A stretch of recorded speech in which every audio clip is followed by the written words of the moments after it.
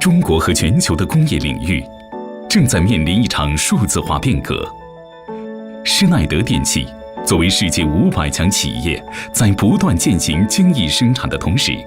也将智能制造理念全面覆盖国内的25家制造工厂。2018年，施耐德电器提出，工厂的效率提升方面需保持每年2位数增长。施耐德武汉工厂在精益制造的指导下，对全厂流水线进行了全面的数字化升级，赋予了这个高度自动化明星工厂全新的生命力。2017年，施耐德电器推出了 Infrastructure Machine， 它包括了互联互通的产品、边缘控制产品和应用、分析与服务。其中，机器顾问是属于应用、分析与服务的明星产品。无论您的机器设备是集中布置在一个车间，还是分布在世界各地，我们都能提供一种轻便的云应用，采用网络或4G 等方式发送到云端，实现数据存储、处理、显示，实现更多的运营优化、商业智能等目标。机器顾问取代了传统依靠人力时间来统计设备的各项指标。大家好，我是施耐德电器制造工程部的刘兆磊，我们部门主要负责新设备的导入。机器顾问帮助我们非常简便和及时地拿到设备的各项关键指标，统计设备的一次合格率、停机次数等等，可以很好地帮助我们逐步来改善设备性能，保持设备稳定运行，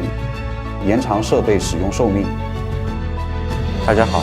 我是负责武汉工厂工艺维修的黄磊。自从部署机器顾问以来，我们切实感受到了智能终端为我们带来的便利。我可以随时随地的通过手机了解到全厂200多台设备的状态，而工艺人员能够实时的监控设备的震动、噪音、温度、主机电流等参数，一旦出现异常，会立即响应安排解决问题，确保生产的稳定性和连续性，保证产品质量。设备发生故障报警后，维修人员通过接收主管派发的作业指导书工单，第一时间到达故障现场解决问题，有效提高了运维效率。同时，维修主管可以通过故障数据的统计，针对性的安排预防性保养维护，大大降低了设备故障率。目前呢，在武汉工厂的试点工程，我们已经取得了初步的成功。